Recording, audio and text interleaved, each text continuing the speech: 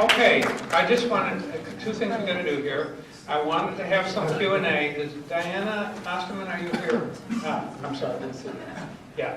And Linda, too, you may want to stay up here, too. Okay, are you going to announce something? Yeah, go ahead and get that started. What we're going to do, Linda's going to pass around a pan. If any of you would like to make a donation, you can put it in the pan. Just pass it through the rows. Just pass it through the rows.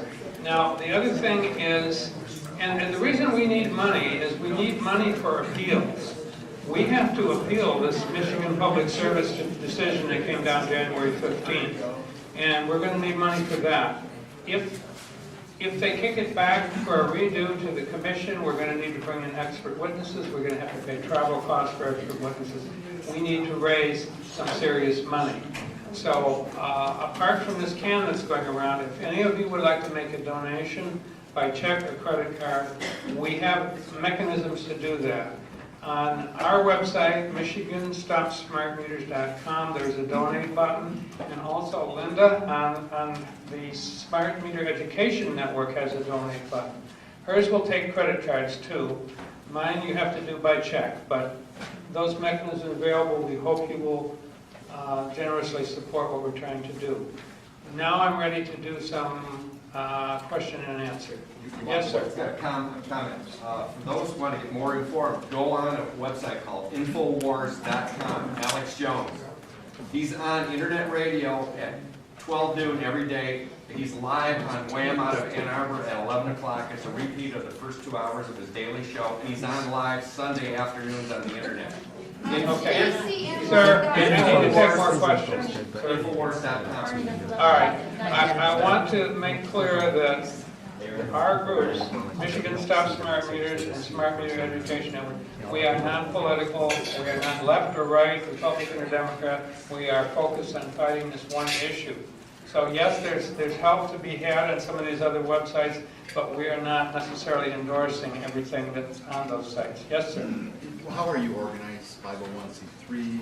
What's your No, organization? not at this time. We're in the process, we're looking into that. Yes, ma'am? I want to know if any of you know anything about the fiber optic smart meters in Indiana that they have in Italy also, that are not as dangerous as what these EMF things are. Mm-hmm. Do you know about it? I've heard about the one in Italy. I hadn't heard about... Yeah, in Indiana, they're more expensive than these here. That's why they're not taking them here. In Indiana, they have them, and they do not harm you like these do. They're wired, probably. Okay? Yeah. So in Italy, that's where they got the idea from Italy. Okay, right. What I would like to do now, because we did earlier in the evening, earlier in the afternoon, we did ask you to hold your questions during the presentation. So now is the time. If people have questions about my talk or Diana's talk or Linda's talk, yes, ma'am. This may be a Diana question. How do I determine if the smart meter that I have on my home is the one that aggregates and then sends it? Oh, a collector? Is there a way for a layperson to look at it as well? Well, there's actually two separate issues. One is a relay, and any meter anywhere in the network can be a relay. And that could be passing, like I said, 40 other meters information. The collectors they're usually not posted on homes, I don't think, collector meters. They're usually separate because there was that network I showed you, the blue network that has to communicate. So those are usually like either on a business or someplace or on a light pole or something that the collectors are posted. The issue though is if you live near a collector, guess what? All these other meters that are coming through trying to get to the collector are probably passing through your house. So it's bigger, it's thicker than, it's just a thicker meter than What it looks like, just so everybody knows, what it looks like your smart meter has been pulled away from the house a little with a sleeve behind it. The sleeve behind it is usually gray in color. That's a collector, or that's a receiver. Okay. I want, since there are a lot of questions here, I want to get to as many as possible. So Diana and I will try to give short answers to the questions. Yes, ma'am. Hi, I got my DT letter I called to put a stop on it, and my question is, first question, does it have to be in writing too, or is my phone call that I made a couple days ago to Amy enough? No, it needs to be in writing, but it also, must have a sign next to the meter. Bear in mind, the installations are being done by an independent contractor, and their people will probably know nothing about any letter that you sent in. They will see the sign. And when they do come, I need clarification, will they come even though I'm putting a stop to it? My understanding is that they'll still come and put a smart meter on, but it's deactivated. How do I really know it's deactivated? You don't. And by the way, this is the time I probably should mention, if they start implementing this new opt-out policy where they're going to charge you $10 a month to put a smart meter with the radio off, our recommendation would be do not sign up for that. If you do, you're giving your consent to the installation of a smart meter on your home. The better strategy is to refuse that plan and also refuse to let them install anything new on your house. Yeah. So I've gotten a lot of calls. I've gotten a lot of calls from people who didn't lock their meter, and DTE's installs. Phone calls don't work, so you gotta lock your meter. The other thing is that what is gonna happen is they're gonna start calling you, and they're gonna say, oh, you haven't let us put the advanced meter on yet. And all you gotta do is either call them back and say, I'm not interested in having it, or you ignore the phone call. Take your pick. All of us have done a variety of the different things. We're appealing the case. Right now, they're not gonna do anything. And if you get repeated phone calls, you can either ignore them or call them back and say you don't want it. But you don't need to worry right now. Yes, sir. So I live in a condo, and my unit has 3 meters, one for my neighbor, mine, and then the parking garage. So obviously, I don't want anything to do with this, but do I have any, short of going to the board of, I guess, do I gotta move?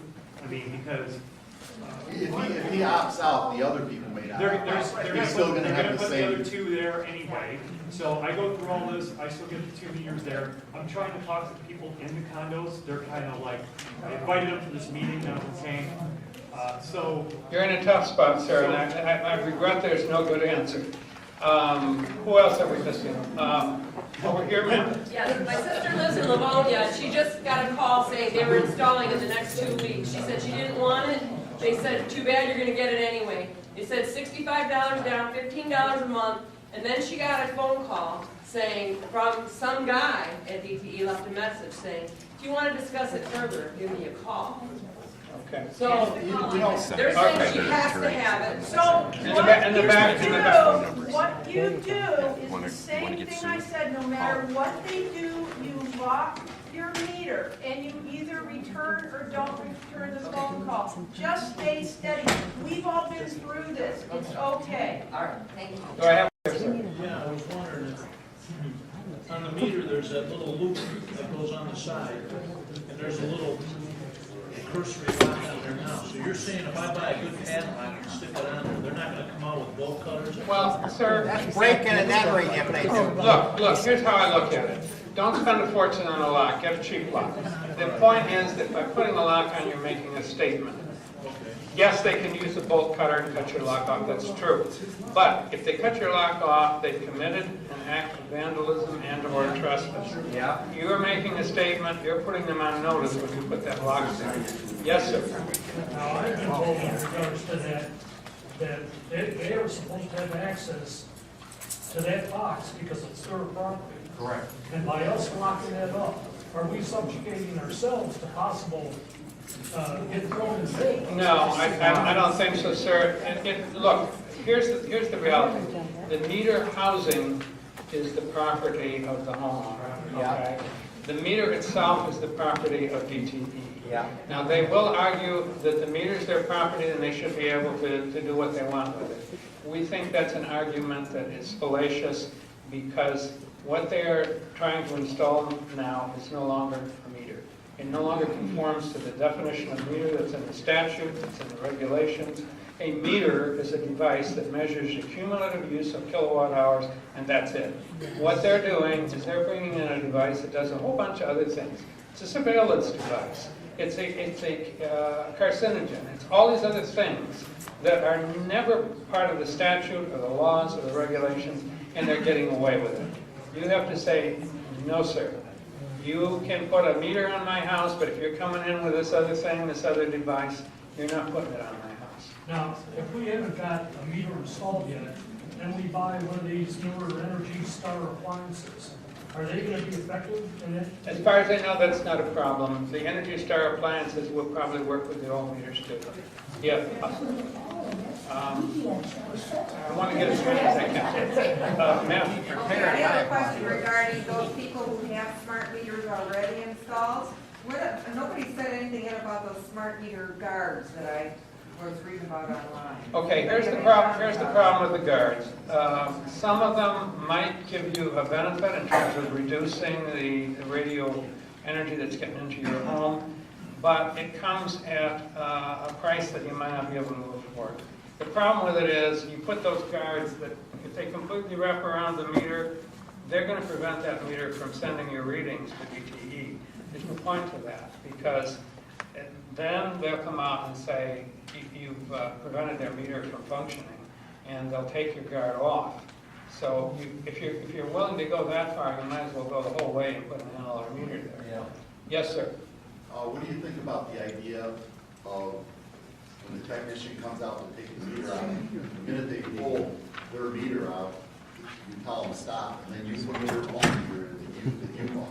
Yeah, well, the problem, of course, is that they may say, we're not going to read your meter because we don't know if it's inaccurate or what, and they've often taken that position.